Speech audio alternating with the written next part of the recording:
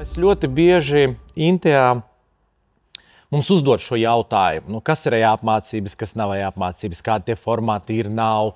Tā kā visi grib kaut kādu, vai kurš formāts ir labākais, vai man izvēlēties šo vai šādu. Tad atnāk klienti, kuri saka, es gribu video. Kāpēc video? Tagad visi taisa video, tad es gribu video. Ja? Un mēs ar to, tā kā tehnoloģijas attīstās, iespējas paliek plašākas, mums pašiem arī ik pa brīdim arī jāapstājās un jāsaprot, kāda ir tā schēma, kāda ir tā sistēma. Un šodien es tieši gribēju pastāstīt, pie kā mēs esam nonākuši, pie kāda domāšanas veida, lai nonāktu pie kaut kādiem formātiem, lai izdarītu pareizas izvēles, jā, teiksim, atkarībā no dažādiem faktoriem. Kad es gatavojos, es gribēju sākt ar jautājumu, kaut kā mēģināt nodefinēt, kas ir interaktīvās e-mācības. Jā. Un ļoti ātri sapratu, ka jāsāk no definīcijas, kas nav interaktīvās e-mācības. Un te es negribu pateikt, ka kaut kas interaktīvs ir pēc definīcijas ir labs un kaut kas neinteraktīvs pēc definīcijas ir slikts. Ja? Grāmata ir īstenībā ļoti neinteraktīvs veids. Ja? Bet arī skatīties filmu, tas arī nav interaktīvi. Ja? Līdz ar ko tas nav tā gradācija, par ko runāt, bet gribēju tomēr pateikt, ka kad mēs Intē runājam par e-mācībām, mēs tā kā paredzam, ka uzreiz, ka tas ir kaut kas interaktīvs, jā, bet principā e-mācības arī var būt neinteraktīvas. Tas ir ok. Jā.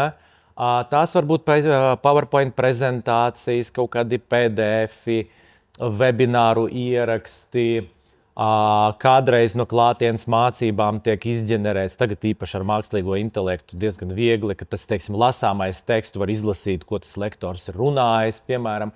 Tas viss tie ir neinteraktīvi formāti, tie ir labi, protams, ka tāpat kā grāmata ir sliktas grāmatas un ir labas grāmatas. Ir foršs PDFs noderīgs un ir PDFs, ko neviens negrib skatīties. Ja?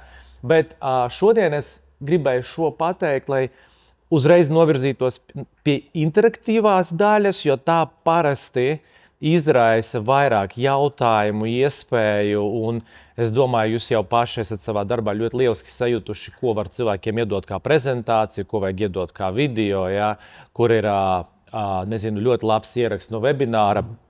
Par to šodien runāt negribas. Gribas parunāt, par interaktīvajām e-mācībām un par to, kādas tās var būt un kā izvēlēties. Ja? Te ir vienkāršs piemērs. Ja? Šis ir Philips interaktīvās mācības par produktu. Ja? Viss smuki salikts, sadizainēts, tur klikšķinās. Ļoti vienkāršs produktu mācības. Tad e-mācības, protams, var ņemt tādu vairāk uz situācijām balstītu, jau vairāk interaktīvu formu. Ja? Šis ir DNV. Iekšējā kārtības noteikumi vai code of conduct angliski, kas balstās uz keisiņiem, situācijām. Man klients kaut ko uzdāvina, kaut ko pasaka, kā es rīkojos, un tad es izēju caur tai situācijai. Tāpat arī, kas nav pareizi teikt, interaktīvi, šeit mēs runājam par animācijām. Šis ir animēts veids, tas ir viens no tiem, par kuriem arī Veronika minēja, par ko bija izvēle, jo šo var radīt ar rīkiem.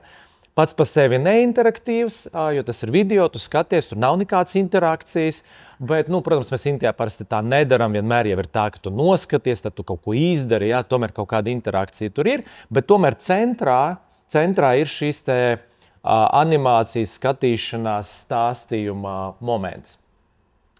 Tāpat ir arī simulācijas. Ja? Šis ir BranchTrack, tie, kas zina, ar ko Sergejs nodarbojas ārpus Intē, zina, ka no Intējas atdalījās pirms gandrīz 10 gadiem atsevišķi uzņēmums BranchTrack, kas specializējas tikai uz simulācijām, kur principā mēs varam kaut kādus darba procesus, komunikāciju izsimulēt. Tas arī ir e-mācības, bet atkal jautājums, vai man vienmēr vajag to simulāciju? Jā, nē, tur ir daudz jautājumu. Un visbeidzot, par šo jūs jau visus zinat, bet arī ir tāds mikslis video, interakcija, keisi arī. Tā kā šobrīd tehnoloģijas mums paver baigākās iespējas. Ar visu mākslīgā intelekta ienākšanu arī pātrinājies šo te visu rīku un iespēju attīstību, un mēs pat savā komandā bieži runājam par to, tagad jau tā var, un tad mēs arī kaut kad netiekam līdzi. Pagājušajā nedēļā mans piemērs bija tāds, ka mēs esam vienā tikšanās kur mēs iekšējā mēs runājam par to, vai mēs varam pielikt mākslīgu balsi latviski. Un tur ir 3 cilvēki. Viens domā, ka tāda vēl nav, viens domā, ka tāda jau ir, bet ļoti slikta, un trešais saka, nē, man tikko teica, ka ir un jau gana laba. Ja? Nu, tas attīstības ātrums ir diezgan nenormāls un tikai pātrinās. Pagaid. Pareiza atbilde bija starp to, ka ir un nepārāk, un to, ka ir un gandrīz labi. Ja? Nu, tā kā ideāli nav, bet ir. Ja? Un mēs esam tie cilvēki, kas ar to strādā ikdienā. Un mēs jau pirms pāris gadiem sapratām, ka mums pašiem ir ļoti, ļoti grūti par to domāt, nu, tā kā ļoti grūti ar to visu operēt un pieiet kaut kā sistemātiski.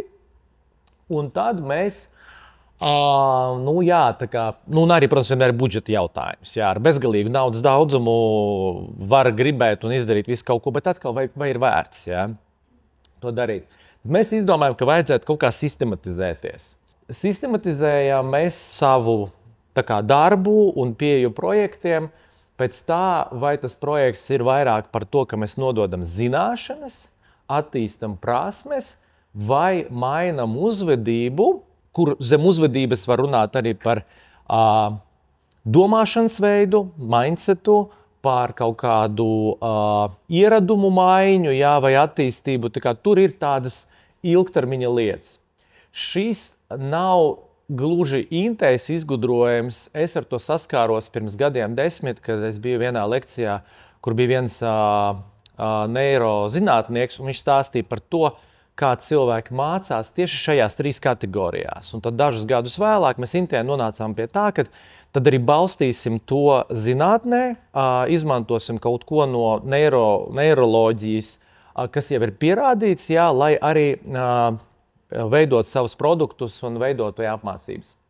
Zināšanas. Nu, te mēs visi ļoti labi saprotam, ko tas nozīmē, jā, un tas, ko mēs sapratām, tā galvenā lieta ir, kad pie mums atnāk ar pieprasījumu un nodot zināšanas cilvēkiem, jā, teiksim, tad tas galvenais ir, kā izvairīties no tā, ka tie ir informācijas plūdi, jā, bet ka mēs nododam pamatprincipus. Ļoti maz mūsdienās profesiju, kur šodien kaut ko izstāstot super detalizēti, arī tas būs aktuāli. Tādas profesijas, ja tādas ir, visticamāk robots tos nomainīs pirmos, vai ne? Un viens no tādiem mūsu senākajiem piemēriem, ko daži no jums varbūt pat ir redzējuši, kaut kad un stāstījis esmu, kad mēs kaut kad palīdzējām Narvesen pārveidot viņu onboardingu, tad tur nāca, cik te ir tie PowerPoint, tik tur arī bija, bet te bija atsevišķie cilvēki. Mārketinga vadītājs, pārdošanas vadītājs, darba drošības vadītājs, kā ar savu PowerPointu, stāstīja savu lietu, 2 dienas pēc kārtas, sēžam, klausamies, tur nekāda MS Teams, nekas tur tāds vēl toreiz nebija, protams. Visiem bija jābrauc uz Rīgu, jā. Viss tas ārprāts, ko Aiga droši vien zina, kā tas ir, kad tev ir tie cilvēki izmētāti un tev vajag izstāstīt. Un mēs to pārveidojām par procesu, kur mēs pateicām tā, ok, tas cilvēks, kas sāk strādāt Narvesenā, kāda viņam ir ikdiena? Viņš sāk 7 atverot veikalu, viņš pabeidz 9-10 aizverot veikalu, uzliekot signalizāciju. Tad mums viņam onboardingam jānotiek chronoloģiski tieši tāpat. Tas, ka mārketinga vadītājs kaut kur te stāsta par to, ka kafijas pārdošanas tirgus daļa viņiem ir pa 5% lielāka nekā Statoilam, no 7 rīta līdz 10 vakarā šis jautājums neparādās precīzi nekad. Nu, nekad viņš neparādās man, ja es esmu tur. Kad es izaugšu, varbūt. Tad faktiski tas, ko mēs darījām, mēs no tiem informācijas plūdiem, mēs darījām tā, ka mums bija tas timelines, tas laika taisne, no rītam līdz vakaram, un mēs gājām slaids pa slaidam, mēs likām, cikos tas varētu notikt, lai tas, kā saka, pie kaut kā kabinās, un tad bija miskasti. Sakrājās daudz. Ļoti daudz mēs izmetām un pārveidojam par tādu sistemātisku procesu, tieši domājot par apmācamo. Kas no tā, ko mēs stāstam, viņam ir vajadzīgs, un kas no tā ir vajadzīgs tiem, kas to stāsta, ar ko viņi lepojās. Ļoti forši, ka viņi ar to lepojas, bet es kā cilvēks, kuram tagad jāiet cauri onboardingam, man tāpat būs tik daudz, kas jāzina. Un viņi visi mēģinās man padarīt par ekspertu savā jomā, un es nevaru būt eksperts visās jomās, ja man ir jāapkalpo klienti. Ja? Un tāpat arī visās citās profesijās neviens no mums savā profesijā nevar būt eksperts par visiem jautājumiem, kas mums ir apkārt. Es nevaru būt arī IT eksperts. Ja arī strādāju MS Teams, es nevaru būt IT eksperts. Ja? Tāpēc man nevajag visu to zināt, ko zina IT vadītājs par MS Teams. Ja? Domājot par zināšanu nodošanas mācībām, tas, ko mēs parasti tie uzstādījumi ir kādi. Sasniedzami mācību uzdevumi. Ja? Kā labāk, mazāk, bet mēs to sasniegsim, ja? Nekā mēs iedodam ļoti daudz, cerot, ka kaut kas kaut ko atcerēsies. Nu, tad arī būs tas mišungs, kaut kas kaut ko atcerēsies, bet īstenībā nekādi pamatprincipi netiks nodoti. Otrs, protams, ir pakāpenisks skaidrojums. Neirozinātne to arī parāda, ka mēs tā kā iemācāmies tā kā pakāpeniski tādiem tā kā virpulīšiem, jā, ka teiksim, kaut kas atkrītam, tad atgādinām sev, kur arī tie pašpārbaudes uzdevumi, testiņi ir vajadzīgi nevis tik daudz, lai pārbaudītu, bet lai cilvēks pareflektē par kaut kādu lietu. Un īstenībā kaut arī darbinieki ļoti nemīl testēšanu, un mēs zinām, ka viņi nemīl testēšanu. Caur testiem cilvēki ļoti daudz iemācās. Tāpēc, ka tā pieredze var būt sāpīga, tā pieredze var būt mazāk sāpīga, bet caur to, ka tu pāreflektē, mēģini atcerēties, tu krietni vairāk nostiprini, nekā vienkārši abstrakti par to domājot. Jau domājot par formātiem, ja tas ir sarežģīts saturs, jo klienti bieži mums prasa, mēs viņiem jautājam ar skaņu, bez skaņas, kā darīt, tad faktiski, ja tas ir sarežģīts saturs, kur ir svarīgi gan redzēt, kā kaut kas notiek, gan paralēli skaidrojums, tad ir nepieciešama skaņa.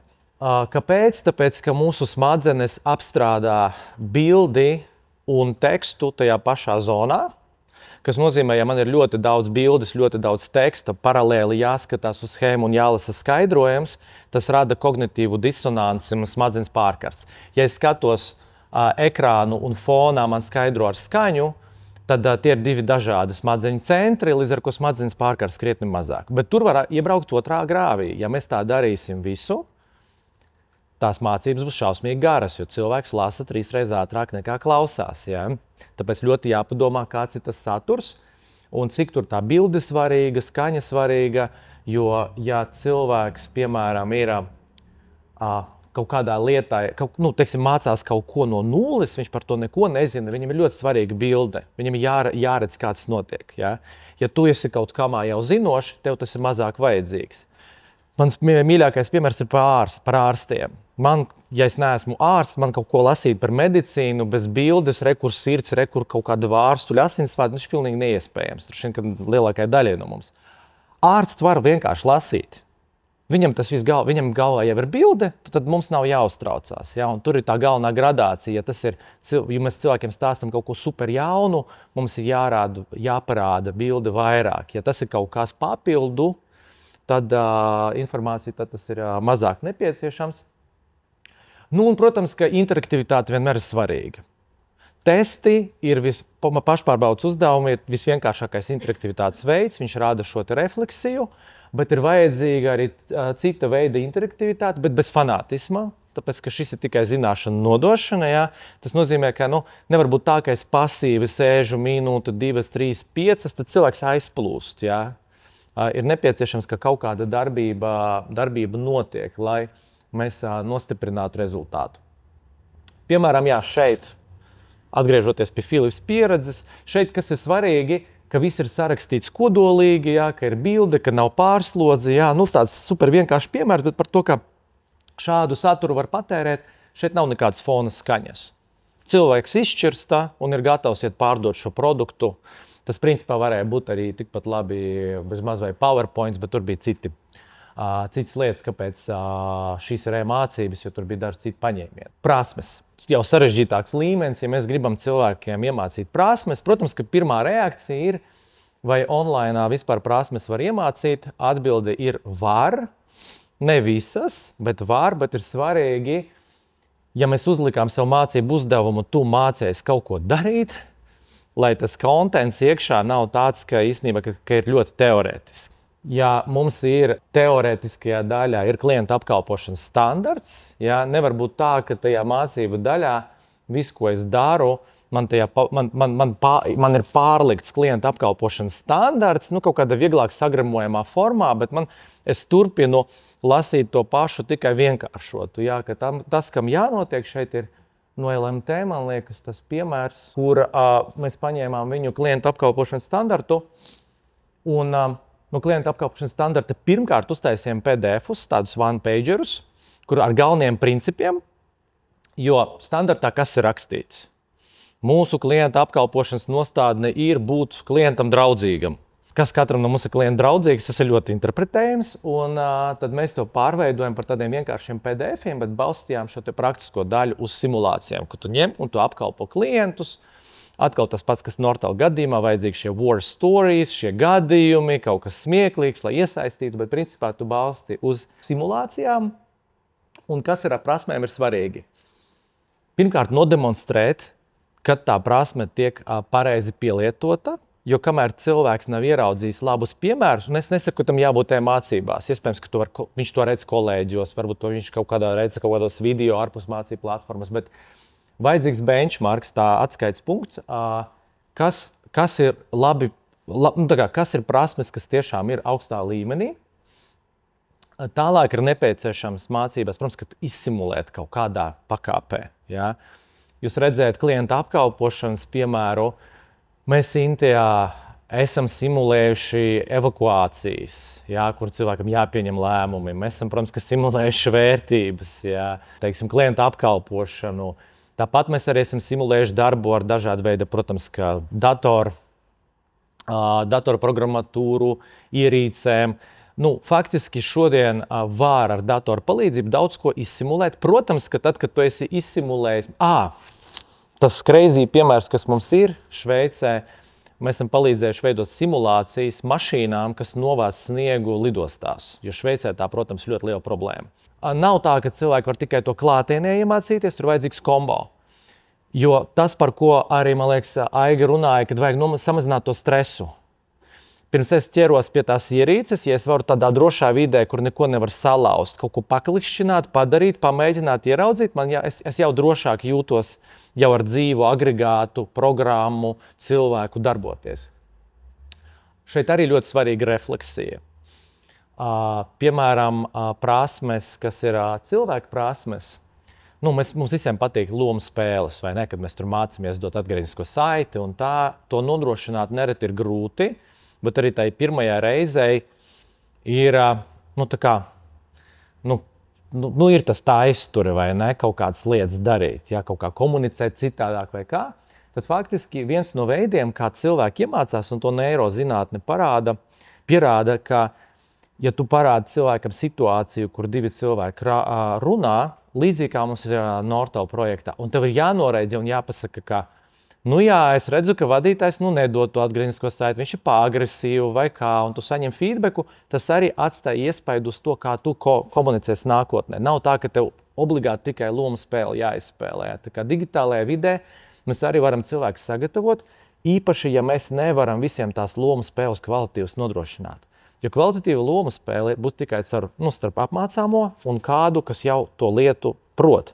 Bet ja mēs esam liela grupa ar cilvēkiem, kas nekad nav strādājuši ar grūtiem klientiem, un tagad mēs kaut ko tur simulēsim un spēlēsimies viens ar otru bez uzraudzības, kuram sanāks? Vai tur būs mācību rezultāts? Ir jautājums. Gadījuma analīzēs jau minēju, un vēl viena lieta, jūs visi esat dzirdējuši par 3D, protams, un tādām lietām, kas maksā joprojām diezgan dārgi, un reti, kad tev ir jābūt ļoti tādam gadījumam, ka tu vari tiešām ieguldīt simtiem tūkstošu eiro, lai būvētu tās 3D simulācijas. Parasti tāda budžeta ir retums. Mēs esam vairākas reizes strādājuši ar 360 grādu video. Viens ir piemēram, ko Dārta minēja, kad ir konteineru inspektori, tas ir DNV. Viņiem ir tāda atsevišķa pakalpojums, kur viņi certificē konteinerus, kas dodas uz naftas platformām. Izrādās, tas ir atsevišķs biznes, tāpēc, ka uz naftas platformām nekad nedodas standartizētie kaut kādi konteineri. Tu sūti kaut kādu motoru, to viņš pareizi jāieliek konteinerā, lai uz tā kuģa viņš tur nesalūst. Un tas ir atsevišķs pakalpojums, kur viņu cilvēki dodas pa visu pasauli uz rūpnīcām to inspicēt. Speciālisti pasaulē, kas var par to apmācīt, ir 10 varbūt. izmētāti, un viņi atnāca pie mums un pateica, nu, ļoti grūti, 500 slaidu prezentācijas, mēs tur kaut ko stāstam, ļoti tā, viss ir laikietilpīgs, sāpīgs process, un mēs sākām ar to strādāt, un mēs nonācām pie 360 grādu video. Es to nerādīšu tagad pilnībā, bet doma ir tāda, ka es redzu šo te rūpnīcu, es varu pa viņu griezties pa 360 grādiem, es varu izvilkt savas instrukcijas, varu pieiet pie tā konteinera, noinspicēt visu pareizos tur metinājumus, kur vajag, pateikt, ir labs vai nav labs, un principā digitālajā vidē mēs simulējam pilnīgi visu to pašu, kas ir klātienē. Protams, tam cilvēkam ir stažēšanās pēc tam un ēnošana klātienē, bet viņš tur atbrauc, un viņš tur pavada krietni īsāku laiku, viņš ir sagatavots, jo viņš šo ir izgājis, viņš neuzdot, nu, labi, nav stulbu jautājumu, bet ir jautājumi, kas aizņem pārāk daudz laika. Ja, un mums vajadzēja to nomazināt, jo tie eksperti, kas par to māca, kurus ēno, viņi jau pilda šo pakalpojumu. Šis pakalpojums šausmīgi dārgs. Ja es 2 dienas ar kādu stažieri tur ņemos pa to rūpnīcu, tad es nepelnu naudu pilnā apjomā, ja, un tā tālāk. Tā kā mēs ar komandu, tas ir, kur ar Sergeju, tas vēl pirms Covid, tas bija 19. gada rudens, mēs par Covid nezinājām, mēs aizlidojām arī liela komanda, aizbraucam uz Poliju ar Sergeju, ar droniem, kamerām, un tad filmējām to rūpnīcu, staigājām pa tiem visiem konteineriem ar speciālistiem, praktiski pašiem bija jāapmācās par to visu, jo tad, kad tur tev ir instrukcija, ļoti sarežģīti aprakstīts, un tad tas poļu inspektors saka, nu viss ļoti vienkārši, izvelku kredītkarti, es viņu tur varu iebāzt. Tad atbilst. Ja es nevaru viņu tur iebalst, tad neatbilst. Nu, tur arī ir tādas praktiskie momenti, ko tu vari iedot. Nu, protams, mēs to nodigitalizējam, nezinot, ka tas būs Covid. Viņi bija super priecīgi, jo, protams, ka tajā brīdī viņi nevarēja vairs ceļot. Un tas bija liels atbalsts, kas mums vienkārši paveicās. Tā kā faktiski var iet arī ar šādām programmām, kur tādas tehniskās prasmes, kaut ko fiziski vajag parādīt, var darīt arī šādi bez 3D. Tas ir krietni lētāks variants un būvēt šīs prasmes vai sākt būvēt prasmes. Jo, protams, kamēr nesāks pielietot, tu jau prasmi līdz galam neuzbūvēsi, mēs to zinām. Un visbeidzot, uzvedība, vai domāšanas veids, vai paradumu maiņa, ko mums šeit saka neirozinātne, un tā es, protams, kā atstāstu cilvēkus, kas tajā specializējas, to, ko es viņam paņēmu, ka jūs droši esat dzirdējuši par to 21 dienu, vai ne, lai uzbūvētu jaunu paradumu un tā. Tur ir strīdi, 21, 10, 13,5 nav svarīgi, bet tas, kas ir skaidrs, ka cilvēks mainās un maina savu uzvedību tad, kad tas notiek tā kā kampaņa. Ka man vajag izdarīt, kas nozīmē, ja mēs kaut ko gribam tādu nopietnu izdarīt un pamainīt vai pamainīt mindsetu, nepietiks ar vienu kaut kādu pasākumu. Atnāc CEO, pateic, mums tagad 3 vērtības, viņas ir tādas, jā, vai mēs atnākam un pastāstam, ka tagad mūsu kompānijā, nezinu, mēs runāsim viens ar otru kolēģi šādi, nevis tā kā agrāk, nekas nemainīsies. Vajadzīga šī te pilināšanas kampaņa. Un te, kas ir svarīgi, šeit video mums sāk palīdzēt vēl vairāk. Līdzīgi kā ar Nortal, ir ļoti svarīgi šī uzvedības vai vērtību vai šo te paradumu demonstrācija, ļoti skaidra, tāpat kā arī Veronika teica, ļoti niansēta. Jā, tur arī tā vērtība ir uzsaka, bet ļoti svarīgi, kā mēs to parādām. Te video kļūst par mūsu palīgu. Protams, ka gadījumu analīzi, gadījumu izspēle, situācijas, laba uzvedība, slikta uzvedība, tev pašam jāatpazīst, saņem feedbacku, ir nepieciešams, lai cilvēki diezgan, pie zināšanu paņemšanas, tu vari tomēr būt diezgan pasīvs, tu lasi un tā tālāk, šeit ir svarīgi to izdzīvot kaut kā. Ja? Īpaši, ja mēs nevaram nodrošināt reālajā dzīvē, ka tev būs tā iespēja super daudz trenēties, super daudz gatavoties, tev vajag, lai tā vidē, kas ir digitālā, ļauj tev maksimāli, ka tu esi engaged, iesaistīts, jā, lai tas tā kā līdz mielēm, mēs Intē bieži vien pasakām, mums vajag ielīst zem ādas. Un es iedošu vienu piemēru, kur tas bijis ļoti svarīgi. Storytelling. Cilvēki, droši vien esat dzirdējuši, kas ir storytelling, neiešu detaļās, bet storytelling šajā līmenī arī svarīgs. Cilvēkiem patīk stāsti, cilvēki mācās no stāstiem, mēs esam vienkārši tā uzbūvēti no, nezinu, akmens laikmeta vai ne, ka tad, kad nebija citu iespēju, kad respektīvi tie, kas noklausījās citu cilvēku stāstus un neizdarīja tās kļūdas, tie ir izdzīvoja, ja? Tā kā tie, kas negrib klausīties citos cilvēkus un tā, neizdzīvoja, ja? Tā kā storytellings arī svarīgs, tie arī, protams, ir, es vienmēr arī saku, ka, lai cilvēki uzņēmumā noticētu, ka kaut kas ir svarīgi, ir jāparādās tam video ar CEO, kurš saka, piemēram, mēs gribam mācīšanās kultūru, mēs kaut ko tagad darīsim, uzlabosim mācīšanās kultūru. Svarīgi, ka iznāk CEO un pastāsta arī savu stāstu. Es vienmēr baidījos peldēt, vai man nekād nesanāca tur tās, bet es tur mājās aizgāju, sāku tā. Tad cilvēki noticēs, ka tiešām mēs kaut ko mainām. Ja? Tas nedrīkst notikt kaut kur tur, tam jānāk no augšas, ka jā, tas ir svarīgi. Un spēļošana. Atkal te ir vesela lekcija par to varbūt, vai ne kaut kad nākotnē. Arī spēles, tas ir arī uzvedību veicinoši, līdz ar ko atgriežoties pie Norto gadījuma, ka šodien detaļās izskatījām. Tur arī bija redzēt tās, mēs gan demonstrējam, gan spēļojam, gan viņa gadījumā. Tas viss tā kā savijās savā ziņā kopā. Bet man ir viens cits piemērs par uzvedības maiņu un domāšanas veidu, un tas nāk no mūsu klienta DNV, kur problemātika ir tāda, ka viņi ir certifikācijas uzņēmums ar ļoti daudz sensitīviem datiem. Jo viņi certificē tūkstošiem klientu, tur ir personu dati, tur ir biznesa dati, komerciālie noslēpumi vispārējais. Un no kā viņi baidās? Viņi baidās, protams, no kiberuzbrukumiem, jo, ja viņus uzlauž, zaudējumi ir vienkārši izmērami 10, 100 miljonu visā pasaulē. Un man liekas, tas bija sanāk 22. 23. gads.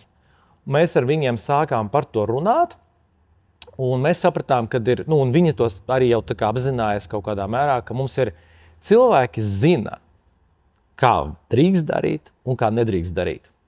Bet viņi dara pa savam. Tātad stāstīt, kas ir drošā parolē, pilnīgi bezjēdzīgi.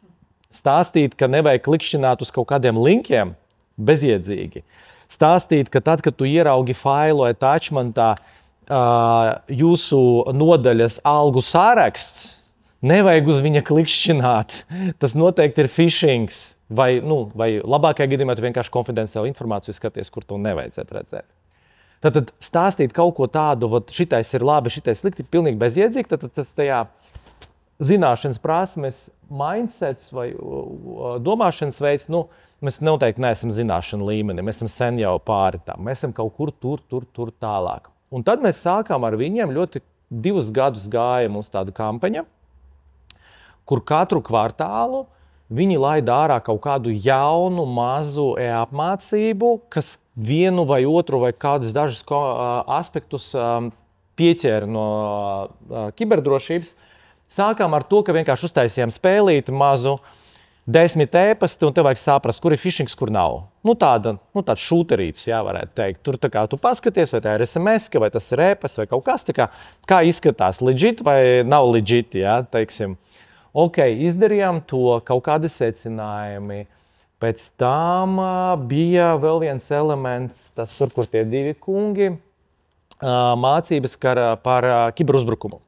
Principā mācības izskatījās tā, sākas video, un viņu īstais PR vadītājs saka, draugi, pret mums ir vērsts kiberuzbrukums, mēs esam uzlausti, un tad visas mācības bija tādas, ka tu vienkārši redzēji no pirmā nepareizi uzklikšķināta linka, kā 5 vai 6 dažādi kolēģi izdarīja to, ko nevajag, vai neizdarīja to, ko vajag, un beigās mūs uzlauž, un 3 mēnešu laikā viss sistēmas nopenetrēts, un tad mūs uzlauž. Lai viņi saprot, ka tās mazās lietas, pat pa sevi tas vienreiz uzklikšķinātais links neko nedod, bet ja es uzklikšķinu, tu uzklikšķini, kāds kaut ko nepamana, mums beigās uzlauž un ir zaudējumi.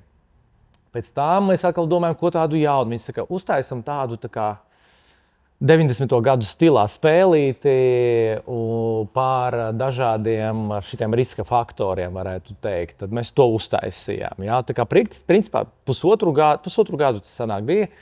Visu laiku darbiniekiem runāja par to pašu tēmu, beigās tur bija jau vadītājiem tās jau dziļākas mācības par riska faktoriem. Nu, kā tu paņem savu departamentu, paskaties, ko jūs darat un saproti, ka, nu labi, varbūt mūsu departamentā phishings nav tas briesmīgākais, jo mēs ļoti maz ko saņemam no ārpuses, ja? Bet mums ir kaut kādi citi riski, ja? Lai vadītāji būtu, kā saka, vairāk sagatavojušies. Ja? Un tas tāds gāja kampaņa, jo šeit, protams, viņiem ir super svarīga tēma. Ja? Un tad tur arī bija tāds, nu, tāda pieeja. Mēs to pat nesākām kā kampaņu sākotnē. Mēs tā kā, nu labi, jūs gribat par phishingu, nu uztaisim. Un tad saprata, ka mēs varam pa maziem gabaliņiem to audzēt un attīstīt. Nu jā, līdz ar ko, protams, jūs jau saprotat, kā tā taisne ar investīcijām tāda arī ir. Un tas, ko es ar to gribu pateikt, ka mēs bieži vien, mūsu klienti arī bieži vien atnāk ar kaut kādu ļoti skaidru ideju, ko viņi grib un kā. Mēs varbūt kaut kur iekrītam tādās nepareizās pārdomās, kad sākt ar šo, padomāt, kādu problēmu mēs risinām, jo tālāk mēs iesim uz uzvedību, tā jābūt problēmai, kas vajadzīga visam uzņēmumam, tur arī būs tās investīcijas, nu, kā jāskatās to ļoti, ļoti sistematizēti. Protams, ka iztērēt var naudu, cik gribi, bet tas nav situācija nekāda mācībās, vai ne, ka mums ir bezgalīgi vai kaut cik lieli budžeti. Tad vienmēr ir jāpadomā par to, kā nepārtērēt resursus, bet ne tikai naudu. Nereti tas būs arī jūsu resursi, tīri laika resursi kaut ko izdarīt. Un te ir, mēs izmantojam vienmēr šo te saukli, tas ir no 70. gadiem no Amerikas, kad viņi sāka sāka runāt par tādu šķīrošanu, kaut kādu ilgspējību, jā, un tā, tad principā, reduce, reuse, recycle, jā, ka principā kaut kādas lietas vajag samazināt, kaut kādas lietas vajag izmantot vēlreiz, kaut kādas lietas vajag pārstrādāt, jā, un ar to mēs vienmēr mēģinam pateikt, ka jāskatās uzreiz plašāk, nevis uz vienu kaut kādu mācību projektiņu vai kā, bet mēģināt paskatīties plašāk. Kā piemēram, nereti gribās, lai katrs jauns mācību kurs izskatās nedaudz citādāk vai ne un kaut kā. Bet šeit ir jāpadomā, vai tiešām mēs katru reizi gribam būvēt jaunu lietotāju interfeisu. Tas būs dārgi. Lietotājiem būs jāpierod. Ja tas ir zināšanu kurs, viss, ko lietotājs grib, ir atnākt, ātri saprast, maksimāli ātri, ko viņi no manis grib, ja vajag izpildīt testu un iet darīt savu darbu. Ja mēs mainīsim katru reizi lietotāju interfeisu, viņš patērēs laiku, lai to saprastu. Tas nav vajadzīgs. Līdz ar ko mēs runājam par to, ka īpaši, jo tuvāk tu esi tām zināšanām un prasmēm, domāt par LEGO pieeju.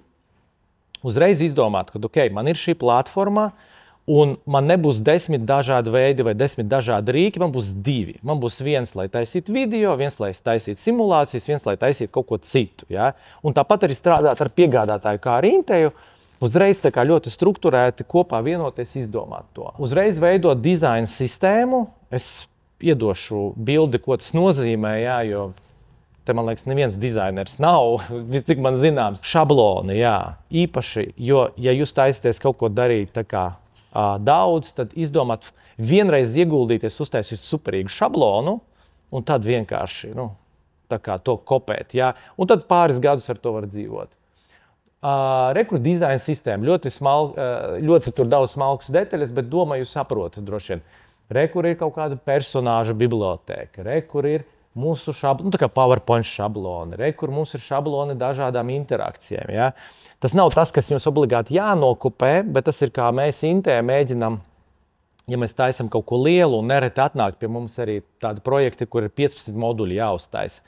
Mēs vienmēr sākam ar šo un izdomājam dizaina sistēmu, lai pēc tam varētu katru to modulītu maksimāli ātri saražot. Ja? Un tad tā atdeve, ātrums, cik ātri var to mācības piegādāt lietotājiem, arī pēc tam kaut ko pamainīt, tas viss ļoti, ļoti atvieglojas. Ja? Vai, piemēram, apnika mums zaļie kursi, ja man ir dizaina sistēma, 2 klikšķi, man ir rozā kursi, vai ne? Un tā es varu taisīt citus, vai, piemēram, klienta apkalpošana man būs zaļa, produkti man būs lilā, jā, teiksim, un zilā krāsā man būs iekšēji procesi, un, nezinu, oranžā man būs atbilstība. Jā. Tā kā mūsdienās tā pieeja dizainam ir tāda, ka jābūt viņam tādam viegli izmantojamam un pavairojamam. Bet ir arī tāda lieta, par ko ir vērts padomāt, ja plāno, teiksim, kaut ko darīt atkārtoti par pedagoģiskiem šabloniem. Jo pat, ja mēs esam tajā zināšanu un kaut kādu sākuma prasmju fāzē, tēmas ir dažādas. Katram jūsu uzņēmumā tās tēmas ir pilnīgi atšķirīgas. Bet varbūt ir vērts padomāt, ja mēs taisam produktu mācības, kā mēs darām. Varbūt, ka produktu mācībā mēs vienkārši izdomājam kādu foršu PDF, vienkārši šablonu, katrs jauns produkts, produkta bilde, apraksts, tur nezinu, ieguvumi, konkurenti, kaut kas, teiksim, mēs varam to visu sakupēt. Jā, kaut kas ļoti vienkārši. Varbūt jums ir produkti sarežģīti un nepieciešams kaut kas vairāk. Tas pats par procesiem. Tur arī var būt cits kaut kāds šablons, kā mēs par to stāstam, jā, jo tīri viela ir citā.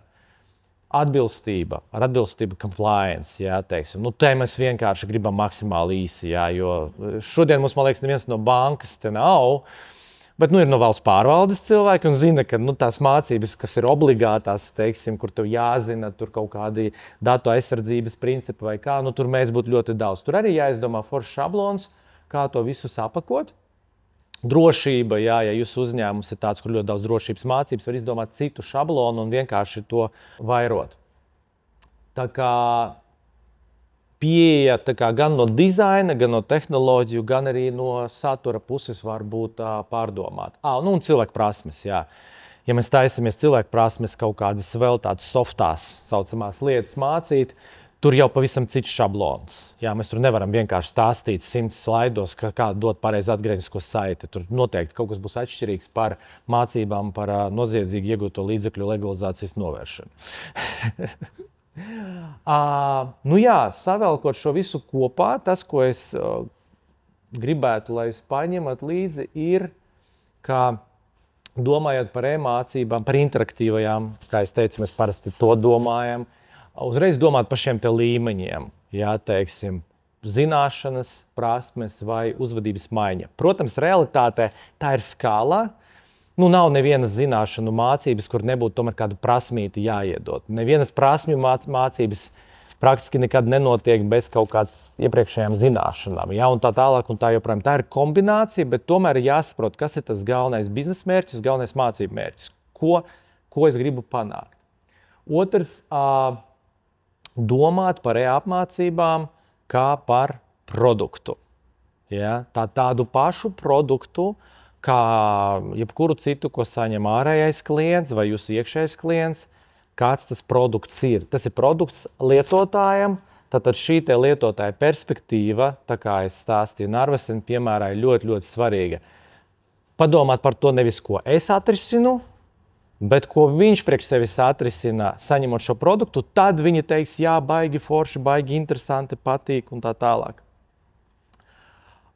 Uzreiz domāt par to, ka tās nebūs, ar e-mācībām nevar pamēģināt. Tagad pēc 15 gadiem mēs to saprotam, nav tādas iespējas ar e-mācībām pamēģināt. Tāpēc, ka pat vismazākais kurs, ja jūs to taisat pirmo reizi, prasīs ļoti daudz. Jums būs ļoti daudz jāiemācās, piegādātājiem būs daudz jāiegulda. Ja arī tas mazs kurs, tas jādizainē no nulles. Jā. Uzreiz domāt, strateģiski domāt, kā mēs to pavairosim. Kāds izskatīsies tas process tālāk, lai mēs sākotnēji jau veidojot to pirmo kursu, uzreiz saprotam, tur man tas roadmaps ir skaidrs, tā ceļa karte, tad es tur varēšu šito vēl 5 reizes sakopēt. Un caur to arī visbeidzot maksimizēt, palielināt to mācību atdevi. Jo, protams, ka tehnoloģijas ir dārgas, tehnoloģiski produkti prasa ieguldījumu, tāpēc, lai tie dotu atdevi, tiem jābūt tādiem, kas strādā atkārtot ilgu laiku vai lielai auditorijai, tur jāatrod tas, kā mēs runājam ar Sergeju, ir ļoti grūti izmērīt mācību return on investment, vajag izdomāt ciparu, ar kuru izdalot kaut kādu ciparu, sanāks ļoti maz. Vajag tā, lai sanāk viena kafija, ja? Vai mēs izdalām to ieguldījumu ar cilvēku skaitu, vai mēs izdalām to ieguldījumu ar stundu skaitu, vai kaut ko vēl, jāsanāk, ja tas maksās kā viena kafija vienam darbiniekam uzņēmumā, tad būs ļoti viegli dabūt tam budžetu, būs ļoti viegli pierādīt, ka jā, mēs izdarījām labu lietu. Jā.